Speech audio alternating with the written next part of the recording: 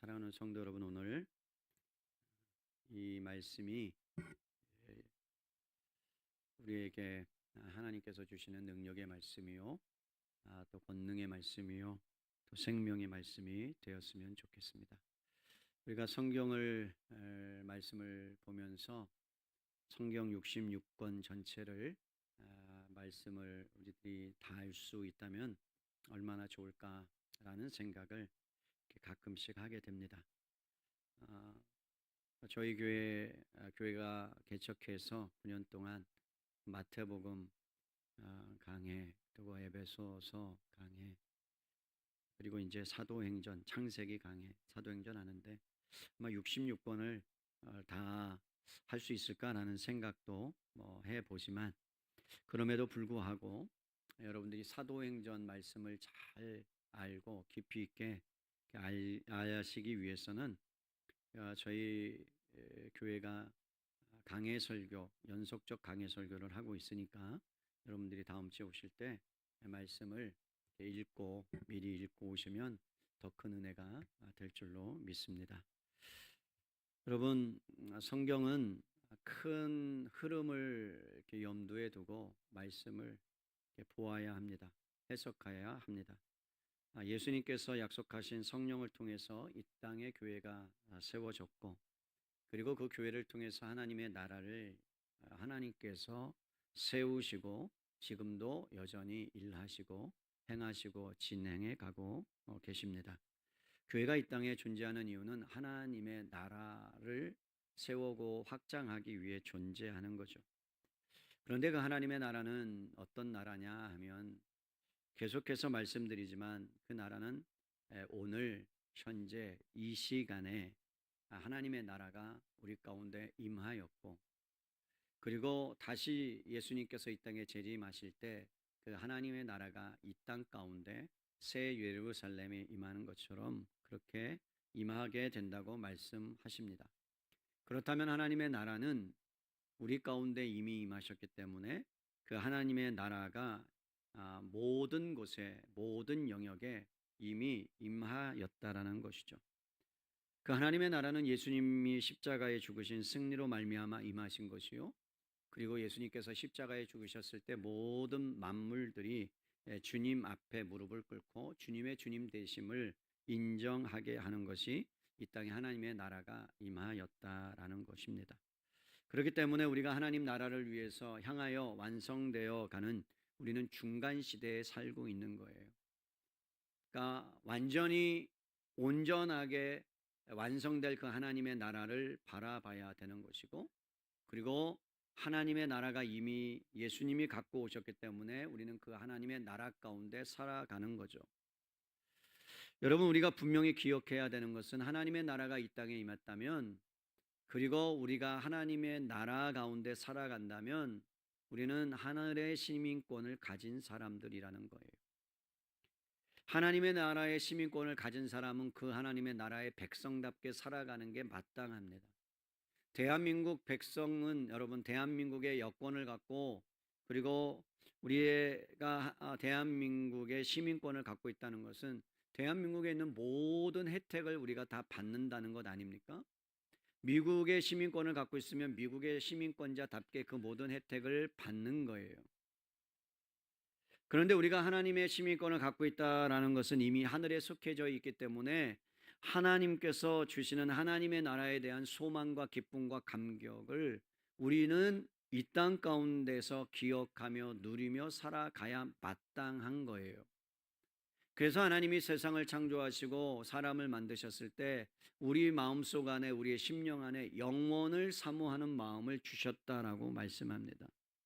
그래서 여러분, 이 땅을 살아가면서 우리가 노력하고 일하고 직장생활하고 가정생활하고 애쓰다가도 때로는 지치고 때로는 힘들고 때로는 허무감이 올라오는 이유는, 여러분, 이 땅이 우리가 종착할 지역이 아니라는 것을 우리에게 가르쳐 주시는 반증이요, 또 하나는 이 땅이 우리가 살아야 될 궁극적인 곳이 아니니까 하나님 나라를 향하여 갈망하며 살아가야 된다는 것을 우리에게 보여주는 징표다라고 할 수 있습니다. 그래서 하나님의 나라에 속한 하나님의 시민권을 가진 사람들은 하늘을 보고 살아가는 거예요. 땅을 바라보고 살아가는 것이 아닙니다. 문제는 뭐냐면 여러분, 우리가 하늘을 바라보고 살아가야 될 존재고 하나님을 향하여 살아가야 될 존재고 하나님께 초점을 맞아야 될 존재인데, 근데 우리는 이 땅 가운데 속으면서 살아간다는 거예요. 누구에게 속습니까? 자기 자신한테 속습니다. 하나님이 주시는 하나님의 나라에 대한 열정과 그 열정을 흉내내는 가짜의 열정을 우리는 구분을 못합니다. 진짜 열정인지 가짜 열정인지를 구분을 못하고 내가 가짜 열정임에도 불구하고 진짜 열정인 양 그렇게 살아갈 때도 있다는 거죠. 교회에서 충성을 하고 하나님 나라를 위해서 열심을 내고 그리고 나는 괜찮은 사람이야 라는 은근한 마음들을 우리들이 가질 수 있습니다. 여러분 괜찮은 사람입니다. 근데 문제는 뭐냐면 내가 괜찮은 사람이다 라는 마음을 갖고 나서 넘어갈 때 그 경계가 모호하기 때문에 은근히 나와 남을 비교하게 된다는 거예요. 인정받고 싶어 하죠. 그래도 나는 괜찮은 사람이기 때문에, 그래서 여러분 남들에게 잘 보이려고 겉과 속이 다르게 행동할 때도 있다는 거죠. 거룩한 하나님의 자녀고 고상한 그리스도인답게 살고 싶은데 그렇지 않으면서도 경건의 모양만 있고 경건의 능력은 없음에도 경건의 능력이 있는 것처럼 자기를 치장하고 포장하며 살아가는 그러한 일들이 일어날 수 있다는 겁니다. 자신의 인간적인 열망과 종교적인 열심이 신성한 성령의 역사를 때로는 대신하기도 합니다. 열심히 하는 건 좋은데 그 열심 속에 하나님의 일들을 대신해서 하는 모습들이 보인다라는 거죠. 오늘 여러분, 오늘 본문을 통하여 거룩하신 하나님을 속이는 사건이 일어납니다. 여러분, 어떻게 우리가 하나님을 속일 수 있겠어요? 하나님 앞에서 살아가는 사람들이고 하나님이 불꽃 같은 눈동자로 마지막 심판날에 생명책과 행위책을 다 펴서 우리가 마음속으로 생각한 것까지라도 다 주님 앞에 고백해야 될 날이 온다면 우리는 여러분 하나님 앞에서 살아간다는 것을 잊을 수가 없는 거죠. 하나님이 보고 계신단 말입니다. 하나님이 지금도 함께 하시고 지켜보고 계신다는 것을 우리는 알아야 마땅한데, 그런데 오늘 한 부부가, 하나님 앞에서 마땅히 살아가야 될 한 부부가 하나님을 속이고 하나님 앞에서 살지 않는 것처럼 그렇게 살아가서 어처구니 없는 가슴 아픈 일이 일어나는 거죠. 어떻게 됩니까? 죽게 됩니다. 오늘 본문의 말씀이 여러분 외부로부터의 핍박이 시작되고 그리고 나서 교회의 내부로부터 시작된 위기가 오늘 본문에 등장합니다. 우리가 자칫 잘못하면 오해할 수 있어요. 아나니아와 삽비라 사건은 우리가 너무나 잘 아니까 아나니아와 삽비라처럼 헌금을 떼어 먹으면 하나님께서 화가 나셔서 너를 죽일 거다, 그런 의미는 아닙니다. 부부가 하나님을 속이는 일에 마음이 하나 되어서 일심동체된 이 사건을 보면서 가슴 찔림이 없는 사람이 어디 있겠어요. 이들의 죽음을 보면 여러분 우리보다 훨씬, 이들이 하는 행동을 보면 훨씬 나은 부분들이 있습니다. 어떤 면에서는 우리보다 훨씬 더 나아요.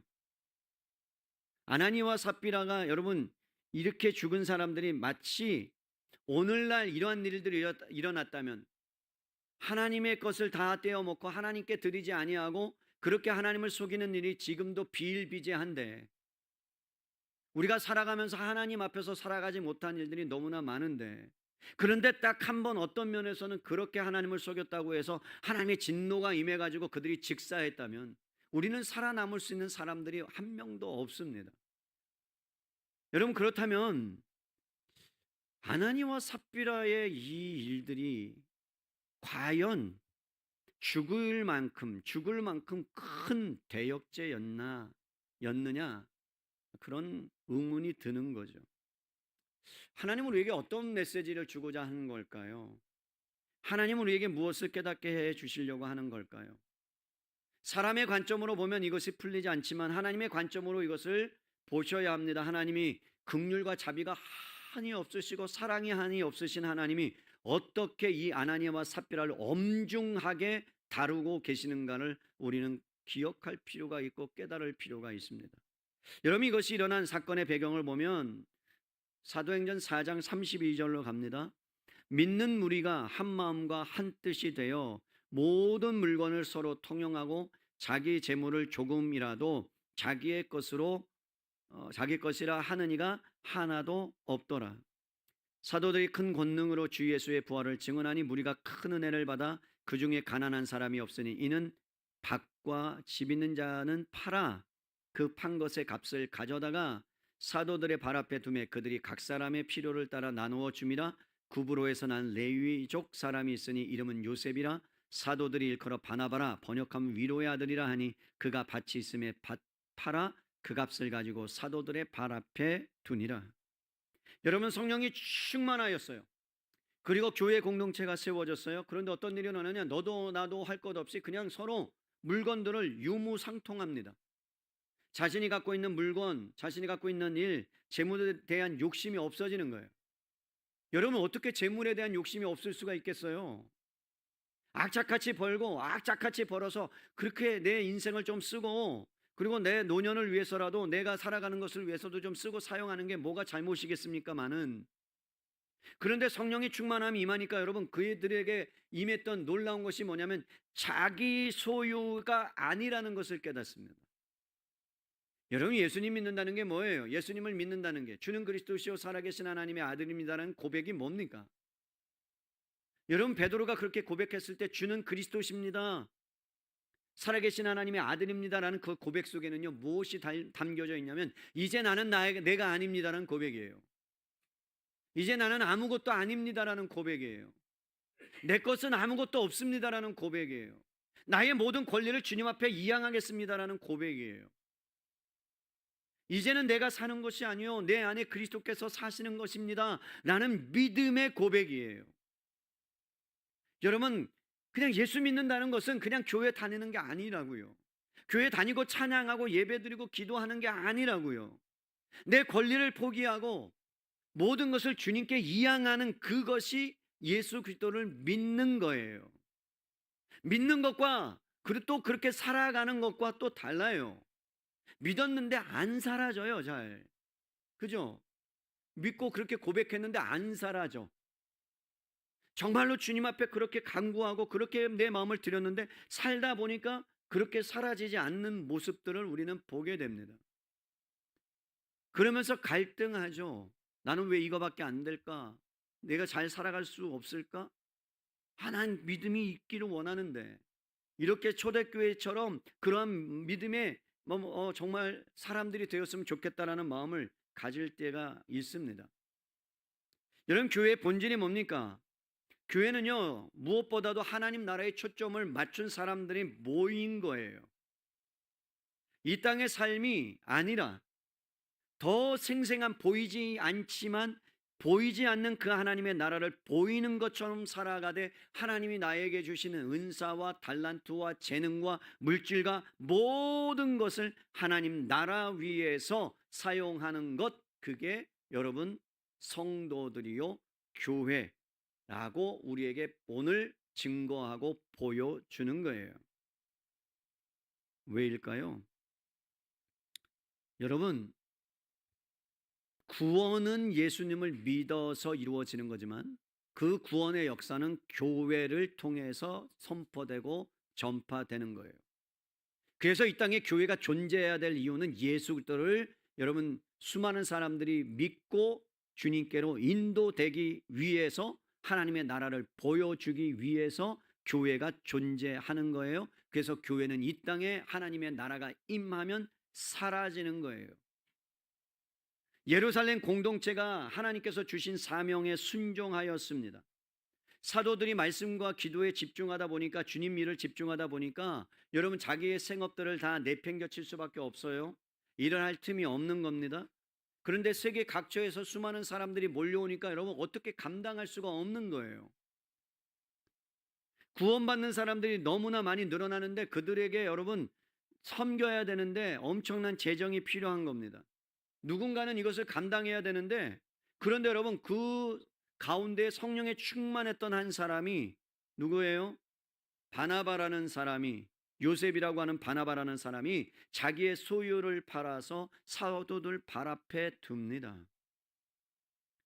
여러분, 이게 쉬운 일이에요?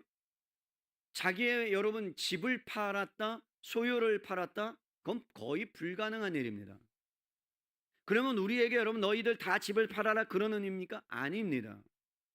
지금 상황에 수많은 믿지 않은 사람들이 예수님을 믿고 주님께로 왔는데 그들을 섬겨야 되는데 물질이 없는 거예요. 그러다 보니까 자기한테 밭이 있는데 그 밭을 파는 거예요. 그래서 누구한테 주는 거예요? 사도들 발 앞에 마음대로 쓰도록 내놓습니다.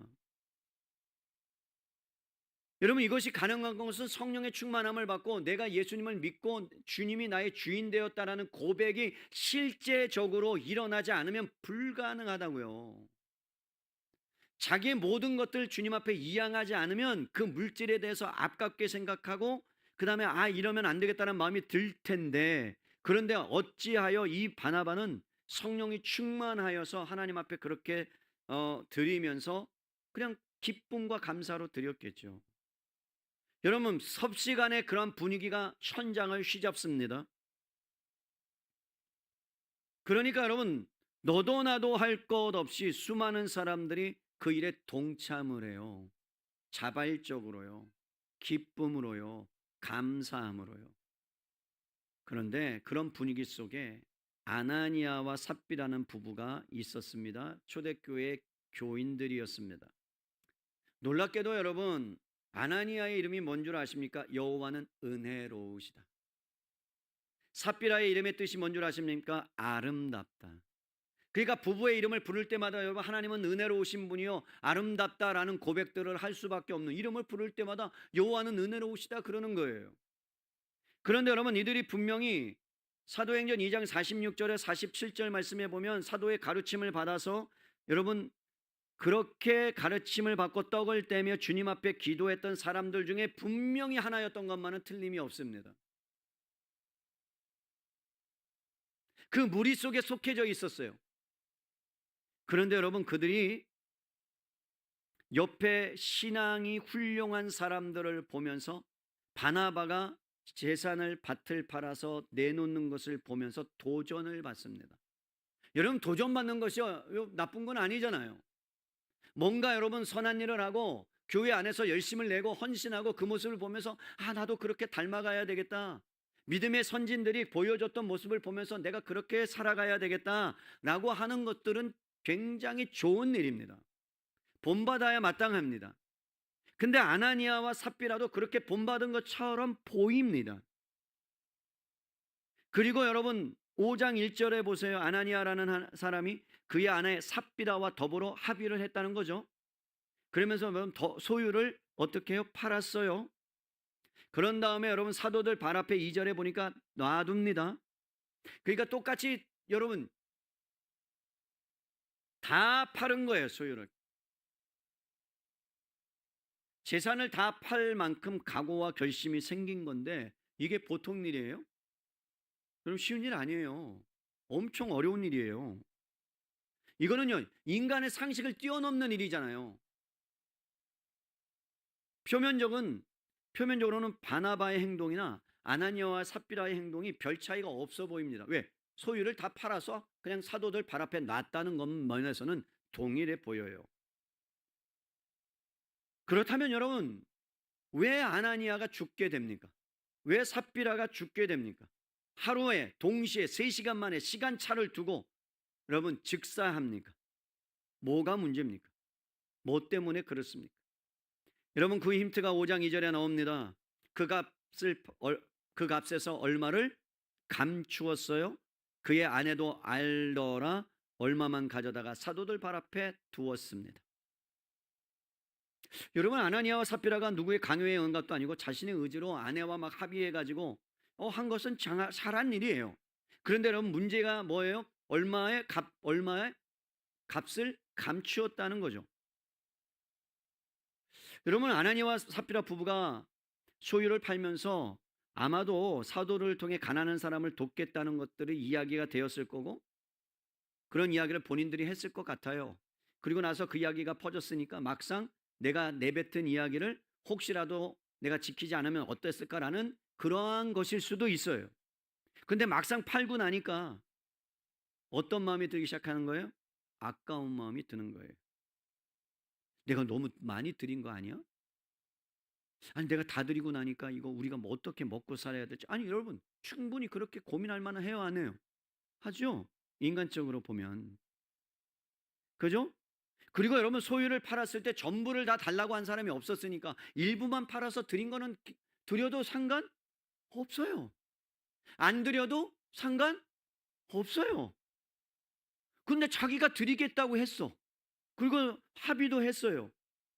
그래서 그의 행동에 대해서 우리가 왈가왈부할 수도 없어요. 그 부부의 마음을 알 수도 없어요. 그런데 여러분 베드로가 어떻게 알았는지 하나님께서 깨닫게 해주셨겠죠? 책망해요. 근데 그 책망 속에 놀라운 말씀이 담겨져 있어요. 3절이에요. 이렇게 말씀합니다. 베드로가 이르되 아나니아야 어찌하여 사탄이 내 마음에 어떻게요? 가득하여. 어디에 가득하여요? 마음에. 여러분 이 가득하여라는 단어는 사도행전에 여러 번 쓰였어요. 어떤 단어냐? 충만하다라는 뜻이에요. 그럼 다르게 해석하죠. 어찌하여 사단이 내 마음에 뭐하여? 충만하여. 여러분 충만할 것이 없어서 사단에 충만한 거예요. 성령에 충만해야 될 사람들이 사탄에 충만한 거예요. 사탄이 그를 지배하고 사탄이 그를 유혹하고 사탄이 그를 시험하고. 그래서 여러분 어떤 일을 했다고 말하냐면 사탄이 내 마음에 충만하여 내가 누구를 속였다고요? 성령을 속였다라고 이야기합니다. 여러분 베드로가 한 말을 잘 보면요 4절 말씀을 보세요. 땅이 그대로 있을 때 내 땅이 아니며 판 후에도 내 마음대로 할 수가 없더냐라고 말하죠. 여러분 이 말의 뜻이 뭔 줄 아십니까? 야, 너 땅 그대로 있을 때도 네 땅이고 너가 땅을 처분하기 전에도 네 마음대로 그 땅을 처분하든지 안 하든지 네 마음대로 할 수 있어. 그건 네 거야. 네 마음대로 할 수 있는 거야. 그러니까 바친다고 말을 했지만 상황이 허락하지 않을 때 사도들하고 의논하고 그리고 그분들이 원하는 것처럼 할 수 있었다는 메시지예요. 그러니까 여러분 지금 아나니아와 삽비라는 뭐를 지금 오해하고 있는 거냐? 사탄이 충만해져서 사도 베드로가 그들에게 말하는 것, 당신들은 땅을 팔 필요가 없었어요. 땅값을 받은 후에도 당신에게 아무도 돈을 내라고 강요하지 않았어요. 얼마든지 돈을 가질 수도 있었고 마음대로 당신을 위해서 쓸 수도 있었어요. 그런데 문제는 뭔 줄 아십니까? 라고 지금 베드로가 이야기하는 거죠. 뭐라고 말을 해요? 중요한 것은 자 보세요. 땅이 그대로 있을 때 내 땅이 아니면 판호해도 내 마음대로 마음이 나오죠. 내 마음대로 할 수 없더냐? 어찌하여 이 일을 내 어디에 뒀다고요? 어디에요? 마음에. 여러분 마음이 문제예요. 마음이. 베드로는 본질적인 문제의 원인이 마음이라고 말합니다. 여러분 모든 일들 여러분들의 관계가 틀어지고요. 그리고 여러분 가운데 마음이 여러분의 삶이 힘들어지고 고단해질 때 중요한 건 겉으로 드러난 게 아니에요.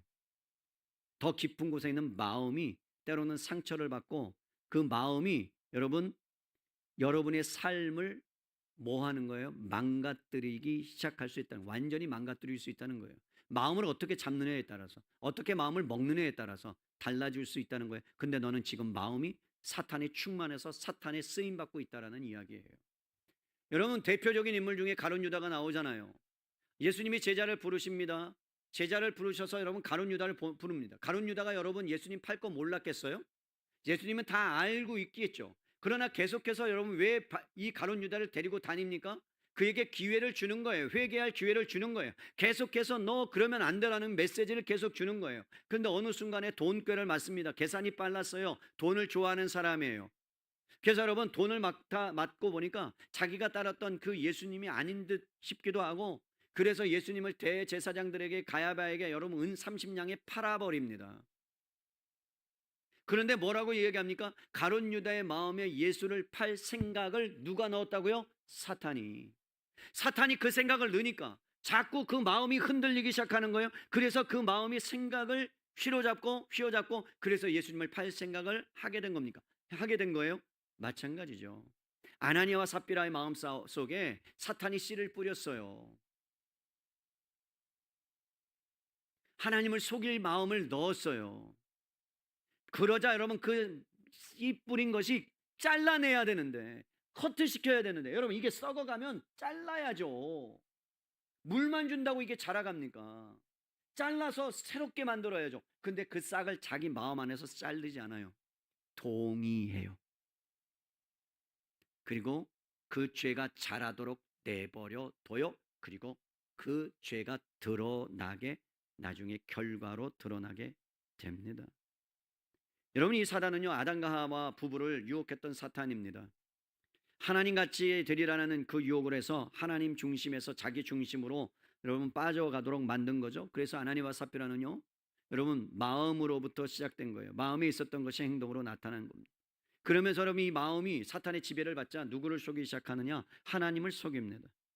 드린 것은 일부인데 행세는 전부 드린 것처럼 인정을 받으려고 애쓰는 거예요.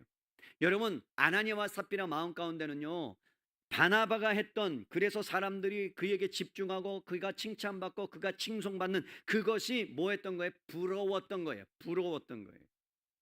남들이 잘 되는 것, 그래서 그에게 주목한 게 부러웠던 거예요. 탐이 났던 거예요. 칭송을 내가 받을 수 있었는데 그가 받는 것. 그래서 부부가 공모합니다. 한쪽이라도 깨어 있으면 말려야 되는데 짝짝꿍해서 서로 좋다라고, 그래서 여러분 하나 됩니다.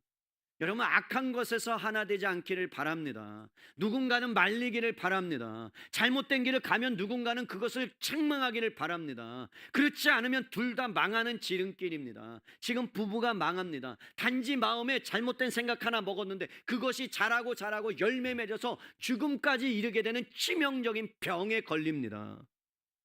여러분, 죄가 들어오면, 한 사람으로 말미암아 죄가 들어와서 온 인류가 사망에 들어갔다면 그 죄는 극악무도한 거예요. 주님이 얼마만큼 우리에게는, 너 눈이 죄를 보면 눈 빼버려라, 너 손이 죄를 보면 손 찍어 내버려라, 얼마나 죄가 강력한 것인가를 우리에게 말씀해 주는 거예요. 지금 죄가 교회 공동체를 무너뜨리기 위해서 지금 살며시 스며든 겁니다. 여러분, 교회 공동체가 세워졌어요. 근데 어린아이예요. 자라가야 되는데 어린아이인데, 여기에 여러분 나쁜 사람이 와서 그 어린아이 교회된 교회를 흔들어 놓으면 교회가 풍지박산 나기 때문에 하나님께서는요, 이 아나니아와 삽비라의 죄를 묵고할 수 없는 겁니다. 그렇기 때문에 하나님이 개입하여 주신 겁니다. 여러분, 왜 마음이 문제인 줄 아세요? 외국에서 미국의 가장 유명한, 여러분들도 잘 아는 우리나라의 재계의 어떤 회장이 폐암에 걸렸을 때 미국에 있는 앤더스 병원이라는 곳에 가서 치료를 받았다고 합니다. 거기가 세계에서 최고의 암을 여러분 연구하고 그리고 치료하는 최적화된 병원이에요. 거기에서 최고의 의사라는 칭송을 받고 우리나라에 오신 박사님 한 분이 계십니다. 김모 박사님입니다. 그런데 놀라운 말씀을 하세요. 이런 말씀을 하세요. 암병 환자들, 암이 걸리게 되면 미국 사람들은 이렇게 한답니다. 암은 나의 친구야. 뭐라고요? 친구는 그냥 같이 살아가면 된다는 거예요. 컨트롤하면 된다는 거예요. 제어하면 된다는 거예요. 마음이 그렇다는 거예요. 그런데 한국 사람은 암이 들어오면 입에서 뭐라고 난 거예요? 죽었다라고 한대요. 그러면 반드시 죽는데요. 이미 마음이 거기에 빼앗겨서 몰두하면 훨씬 더 내 세포나 모든 것이 그것을 듣고 망가지기 시작한다는 거예요. 근데 외국은 마음을 다잡아서 친구처럼 내가 관리하며 살 수 있는, 때로는 친구가 괴롭힐 때도 있고 좋아질 때도 있고, 그래서 그렇게 마음을 다스리는 것이 훨씬 더 여러분 행복하게 평안하게 살 수 있는 비결이라고 그분이 이야기하는 것을 제가 들었습니다. 마음이 문제라는 거죠. 아나니아와 삽비라를 통해서 여러분 우리가 알아야 될 것은 뭐냐면, 여러분 복음은 우리에게 중요한 것을 깨닫게 해주는 거예요. 보이지 않는 것, 영적인 영역에 살고 있다는 것을 깨닫게 하는 거예요. 세상이 전부가 아니란 말이에요. 마귀는 계속해서 여러분들에게 말해요. 이 땅이 전부다, 세상이 전부다. 그래서 세상 가운데 파묻혀서 살아야 된다. 그러나 아니에요. 보이지 않는 것, 영원한 것을 잊어버리게 계속 만들고 자신에게 집중해서 만들고 정말 중요한 것을 보지 못하게 만드는 것이 사탄의 작업인데, 지금 아나니아와 삽비라에게 여러분 그 마음을 갖다 뿌려 놓았어요. 근데 그 마음을 갖다 뿌려 놓으니까 여러분 마태복음에 씨 뿌리는 비유에 보면 사탄이 와서 여러분 돌짝밭과 가시밭에 뿌리면 어때요? 잠시 기쁨을 얻다가 어떻게 했다고요? 기쁨을 빼앗겨요. 성령 충만한 것처럼 보였어요. 그러나 이들은 진정 예수님을 안 믿었어요. 믿지 않은 사람이에요. 아나니아와 삽비라는 하나님을 믿지 않고 하나님을 믿는 것처럼 행한 사람들이에요. 그래서 하나님이 그들을 여러분 가만두면 안 되기 때문에, 교회를 망가뜨리기 때문에 주님이 보호하신 겁니다. 그들은 뭘 모르는 거예요? 하나님이 살아계심을 모르는 거예요. 하나님이 지금도 역사하신다는 걸 모르는 거예요. 그들 앞에 계신다는 걸 모르는 거예요. 사랑하는 성도 여러분, 여러분들이 하나님을 인식하든 인식하지 못하든 하나님 앞에서 살아가는 자들이에요. 여러분 나중에 하나님 나라에 가면 여러분이 행한 모든 생각과 모든 행동들, 모든 언어들을 하나님 앞에서 다 직접 고할 수밖에 없는 날이 옵니다. 그 얘기는 뭐예요? 하나님 앞에 감출 것이 있다고요? 없다고요? 없다고. 근데 우리는 어떻게 살아가요? 하나님이 없는 것처럼, 하나님이 안 계신 것처럼 남을 속이며 살아가고, 거짓말도 때로는 하면서, 때로는 협상하면서, 때로는 그렇게. 그런데 왜 우리는 안 죽어요? 우리는 왜 안 죽어요? 아니 아나니와 삽비라처럼 벌써 죽어도 그냥 몇십 번 죽었어야죠. 한 몇백만 번 죽었을 거예요 우리는. 그죠? 그런데 왜 안 죽습니까?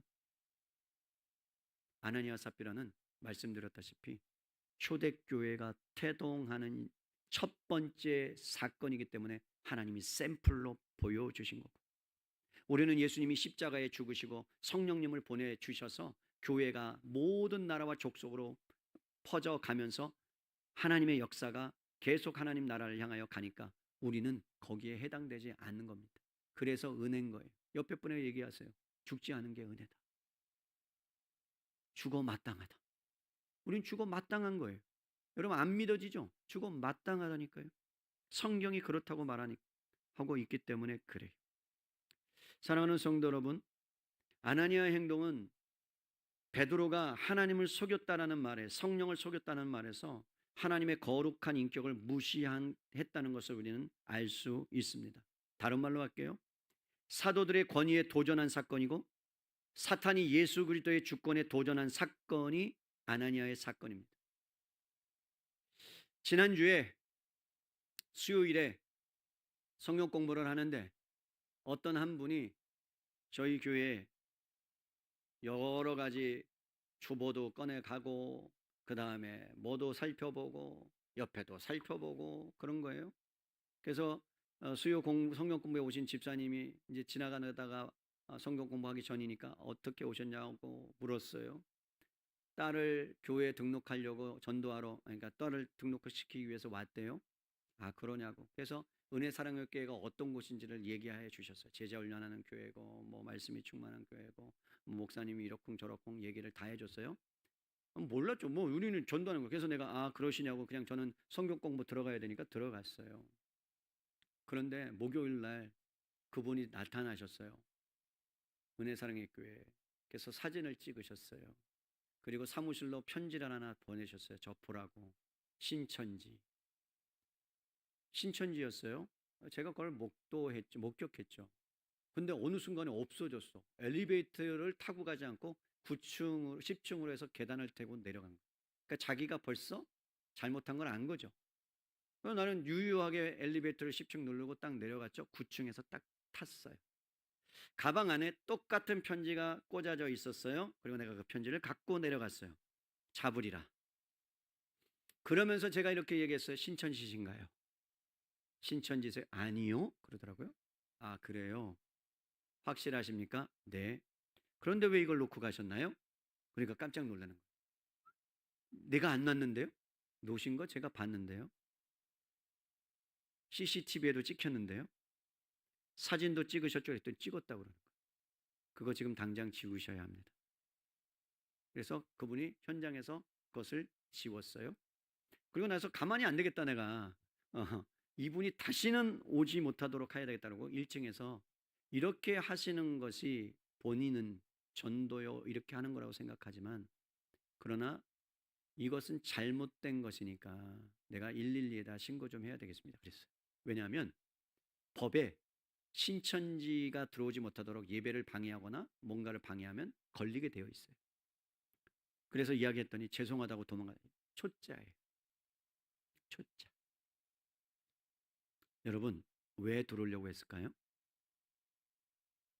교회를 무너뜨리기 위해서. 여러분, 그러기 때문에 사탄이 역사하고 사탄이 일하고 계속 속이는 일들을 그렇게 사람을 통해서 하는 거죠. 여기에 감추다라는 표현이 여러분 횡령하다라는 뜻입니다.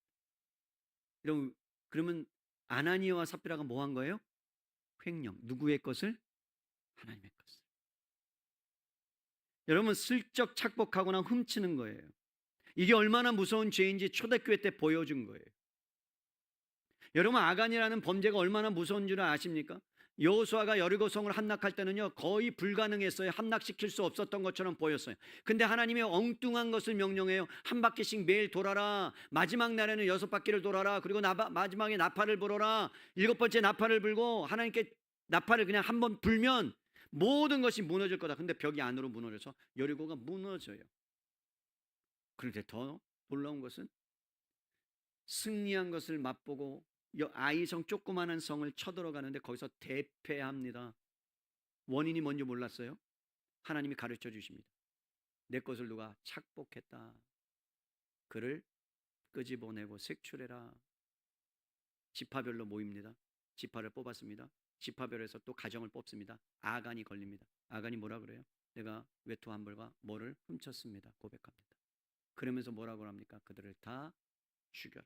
왜냐하면 이스라엘 공동체가 한 범죄로 말미암아 뭐하기 때문에 완전히 망가질 수 있기 때문에. 이게 뭐라고요? 사탄이 쓰는 작전이라는 거죠. 그러면서 이스라엘 자손이 여러분 아간의 범죄로 말미암아 진노에 놓여 있다가 아간의 죄를 싹 다 여러분 정결케 한 후에야 비로소 하나님이 그 화를 멈추시게 됩니다. 이것이 구약의 사건이었다면 지금 신약의 사건은 뭐라고요? 교회 공동체를 파괴하려고 하는 이 사단의 무리들, 사단의 세력이 여러분 아나니아와 삽비라를 통해서 교회를 무너뜨리려고 할 때 하나님께서는 그것을 베드로를 통해서 어떻게 하셨다고요? 깨끗하게 교회를 거룩하게 보호하셨다라는 것입니다.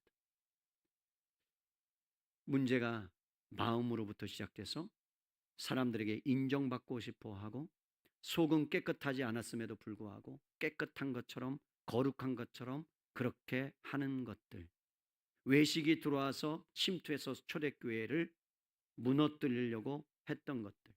그래서 성경은 이렇게 말씀합니다. 외식하는 서기관들과 바리새인들을 향하여 아주 심하게 책망합니다.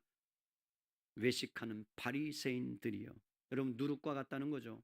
누룩은 여러분 퍼지면요 걷잡을 수 없는 작지만 전체를 좋은 쪽이든 나쁜 쪽이든 변화시키는 강력한 힘을 가진 게 누룩이에요.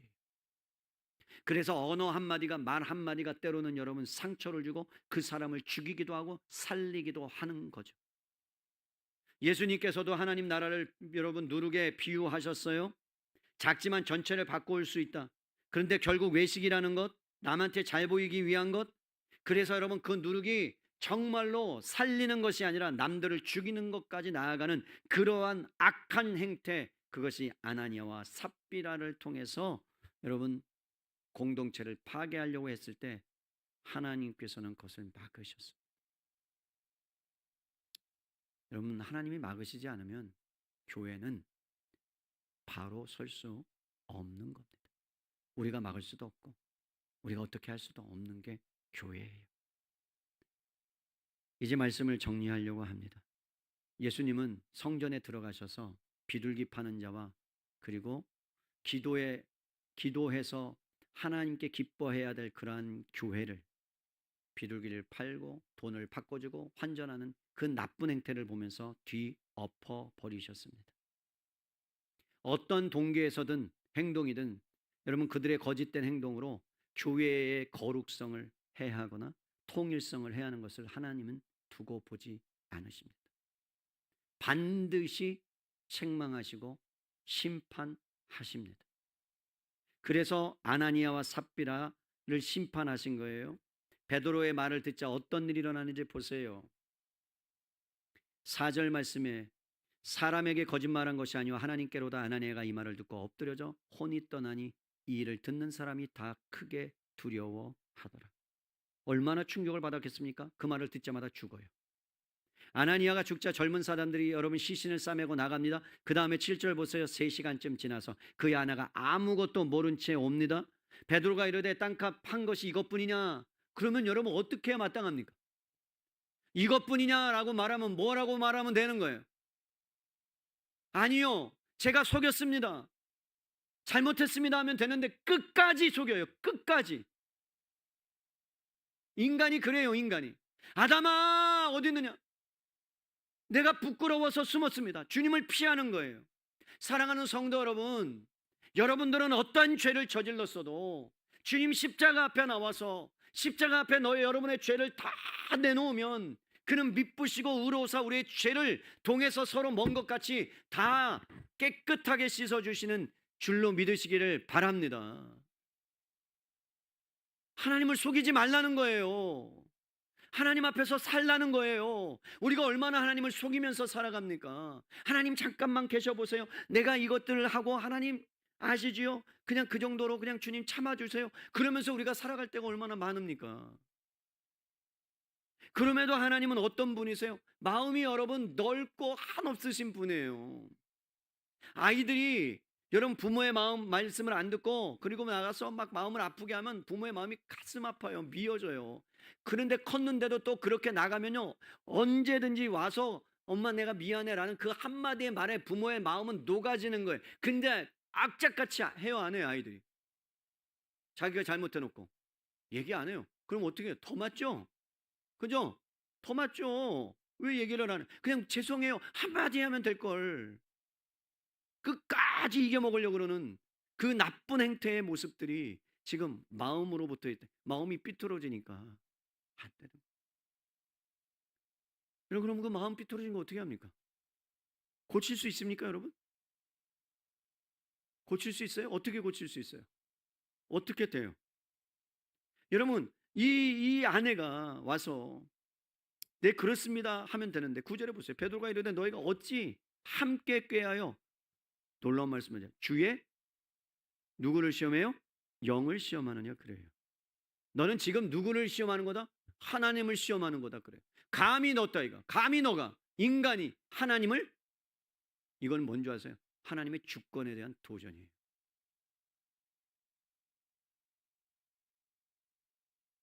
어마무시한 일이 일어납니다.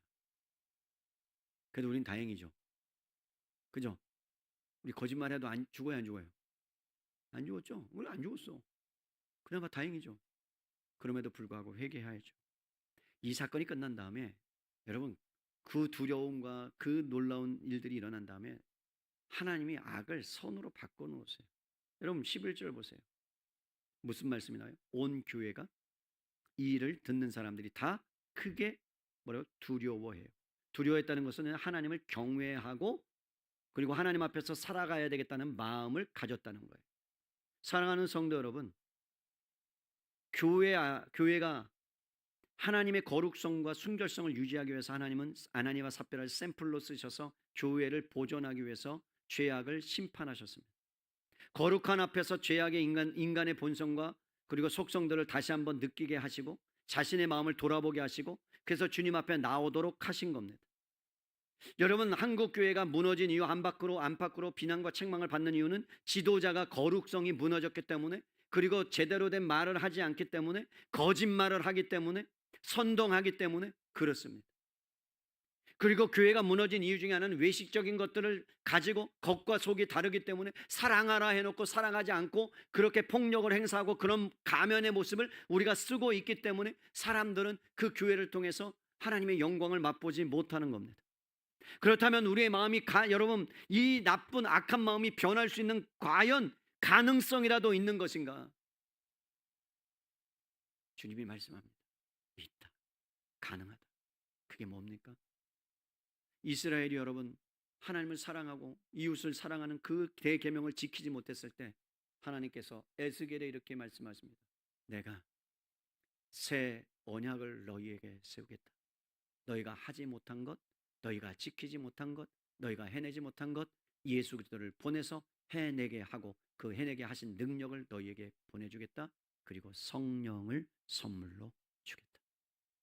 그래서 성령이 우리 안에 오셔서 어떻게 하세요? 우리의 마음을 갈아 엎으십니다. 사랑하는 성도 여러분, 성령의 역사가 있어야만 진품 제자가 되고 짝퉁 제자가 되지 않는 거예요. 않는 거라고 말씀합니다. 여러분의 마음이 변화될 수 있는 유일한 방법이 있다면 성령이 여러분의 마음을 날마다 갈아 엎어 놓으셔야만 합니다. 그 성령의 역사가 아니면 우리는 진짜 그리스도인으로 살아가지 못하는 겁니다. 세상을 바라보고 하나님을 바라보지 못하고 살아가는 이유는 세상이 좋기 때문이요, 그리고 세상을 바라보고 살아가기 때문입니다. 돌이키십시오. 그리고 하나님의 성령의 역사를 사모하고, 그래서 이 땅이 아니라 하나님의 나라를 바라보며 살아갈 때에 여러분은 넉넉하게 그 모든 것들을 이겨내고 살아가게 될 줄로 믿습니다. 마음이 문제예요. 목사님, 내가 육신이 피곤해서 못하겠는데. 아니요, 마음이라니까요. 여러분한테 100만 원 줄게, 일할래 그러면요, 육신이 피곤했다가도 받고 가겠어요, 안 가겠어요? 가요. 가요. 왜 가요? 왜 가요? 돈이 눈앞에 보이니까. 그러나 기도하라는 것에, 금요기도에 한번 나오시라고 하면 눈에 안 보여. 뭐 그거 기도한다고 뭐가 이루어지겠어? 그거 기도한다고 뭐가 되겠어? 그거 한다고 뭐가 되겠어? 라고 한다는 건 하나님을 어쩌면 믿지 않는 걸 수도 있고, 아니면 세상이 너무 좋아서, 아니 육체의 모든 합리화를 시켜서 나는 안 돼, 나는 힘들어, 나는 어쩔 수 없어 라고 한다면 그거는 평생 못하게 되는 겁니다. 안 되는 거예요. 그러나 주님은 된대요. 할 수 있대요. 주님이 힘 주신대요. 저는 여러분들이 정말 보이지 않는 것에 목숨 걸지 않기를 바랍니다. 하루 종일 힘들게 일하고 나서 회사에서, 직장에서 시달리고 여러 가지 위험을 만났을 때에도 하나님의 자녀됨, 자존감을 잃어버리지 말기를 바랍니다. 시민권 가진 자답게 힘겹게 살다가도 하나님 나라 사모하며 나가면 주님이 일하십니다. 여러분이 주님을 붙잡으면 일하십니다. 붙잡아 달라고 하지 말고 일어나서 주님을 붙잡으면 일합니다. 그냥 여러분이 주님을 붙잡으세요. 그럼 주님이 일할 거예요. 이렇게 기도하지 마세요. 나에게 힘을 주세요. 나에게 힘을 주세요. 나에게 할 수 있는 힘을 주세요. 기도할 수 있는 힘을 주세요. 갈 수 있는 능력 다 줬다. 두 다리 다 줬다. 그냥 오기만 해라. 그럼 내가 너 만나줄게. 그게 주님이. 근데 우리는 자꾸 두 발과 다른 걸 또 달라고 얘기해요. 하나님 주셨어요. 마음이 문제다. 우리 마음을 바꿔달라고. 그래서 하나님이 마음에 합한 자로, 다윗이 마음에 합한 자라고 그랬죠, 여러분. 다윗이 엄청난 죄를 저질러서도 왜 하나님께 마음에 합한 자입니까? 시편 53편, 그가 죄를 저질렀을 때 마음을 찢고 기도했어요. 그러면서 이렇게 기도해요. 찾아봐요. 시편 53편.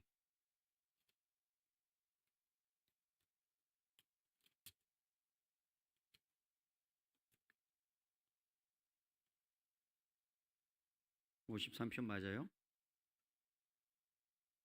50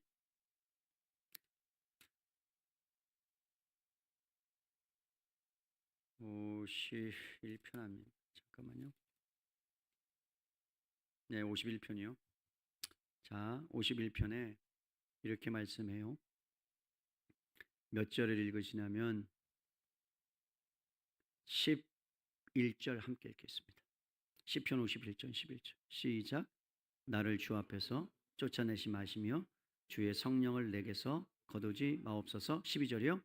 주의 구원의 즐거움을 내게 회복시켜 주시고 자원하는 심령을 주사 나를 붙들어 주소서. 주님 앞에 나아갔어요. 그리고 말합니다. 성령만은 나에게서 떠나지 말게 해달라고. 왜요? 그의 마음을 변화시킬 수 있는 것은 누구밖에 없어서 성령. 그럴 때 하나님의 그의 인생을 붙잡고 겉과 속이 같은 마음에 합한 자라 칭함을 받는 것. 비록 죄를 저질렀어. 하나님 아버지, 평생 주님 앞에 순결한 자, 겉과 속이 같은 자, 하나님의 마음에 합한 자, 그런 자가 되고 싶습니다. 성령님, 우리 가운데 늘 함께하여 주셔서 우리의 삐뚤은 마음, 뒤틀린 마음, 망가진 마음 회복시켜 주시고 새롭게 하여 주시고 갈아엎어 주시고 녹여 주시고 채워 주시고 세워 주시고 일으켜 주시옵소서. 그래서 정말 주님이 오시는 그날까지 이 세상이 전부가 아니라 하나님 나라를 붙잡고 이 땅 가운데 우리에게 주신 재능과 달란트와 모든 것들을 주님 것입니다, 주님을 위해 사용하겠습니다, 그렇게 교회의 모습다운 모습으로 살아가는 복된 인생들 되게 도와주시옵소서. 귀한 예물 올려드립니다. 예물 받으시고 하나님 나라 위에 죽어가는 영혼들이 주님께로 돌아오는 일에 그렇게 사용되어지도록 축복하시고 은혜의 사랑의 교회가 건강하고 든든하게 세워져 가도록 주님 역사하여 주시옵소서. 이제는 죄와 사망의 권세를 깨뜨리고 부활하여 주신 예수 그리스도의 은혜와 하나님 아버지의 극진하신 사랑하심과 성령님의 내주교통 역사 함께 하심이 오늘 말씀을 통하여 날마다 겉과 속이 같은 사람으로 살아가기를 원하는, 그래서 성령으로 말미암아 마음이 거룩하게 되어지기를 원하는 은혜의 사랑께 모든 성도님들 머리 위에와 한국교회 북한 동포와 세계 열방과 다음 세대와 세마학교 위에 이제부터 영원토록 함께 있을지어다. 아멘. 하나님의 사랑이 영원히 함께하리. 십자가의 길을 걷는 자에게, 순교자의 삶을 사는 이에게,